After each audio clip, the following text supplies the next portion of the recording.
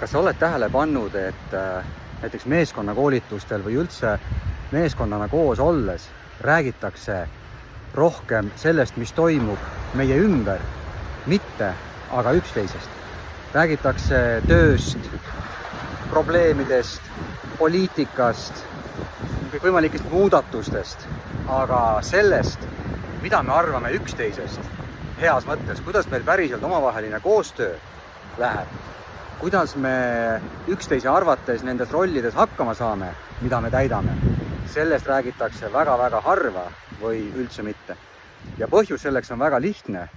Väga-väga paljudes meeskondades puudub tagasisidekultuur. Vaid tagasisidekultuuri asemel on nii-öelda enese näitamise kultuur, kus siis inimestel on harjumus või arusaamine, et ma pean näitama, et ma saan hakkama, ma olen tubli, ma sobin siia, ma tean, mida ma teen. Ja loomulikult see viib selleni, et üksteiselt õppimine langeb, probleemidest rääkimine kahaneb ja ühel hetkel tegelikult ongi selline meeskond, kus kohas ei suudetagi üksteisele tagasisidet anda, vaid tagasiside on muutunud justkui tabuks ja ainult kriitika ja rünnaku sünonüümiks. See võtab ära meeskonnalt arengu. Sellepärast, et tihtilugu ka koosolekutel on teada, et meil on mingid probleemsed teemad, aga nende teemadeni ei jõuta, vaid käiakse justkui ümber palava pudru ja räägitakse ümmargust juttu, aga päris pointini keegi minna ei taha, sest teatakse, et äkki keegi võtab seda isiklikult, äkki me lähme sellesse tsooni, kus me hakkame nüüd üksteisest rääkima ja selleks me ei ole tegelikult valmis.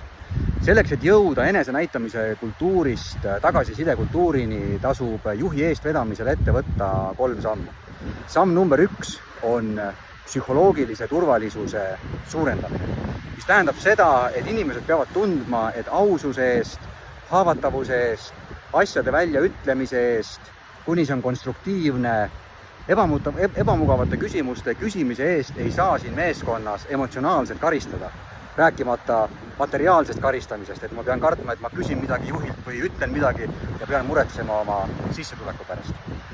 Kui keskkond on turvalisem, siis teine samm peab olema juhi eestvedamisel hakata eeskuju näitama, küsima endale avalikult tagasisidet, näitama, kuidas sa aktsepteerid tagasisidet, ehk siis sa pead normaliseerima selles rollis oma arenguga tegelemise ja mitte kuskil tagatubades, vaid koos oma meeskonnaga, oma meeskonna ees.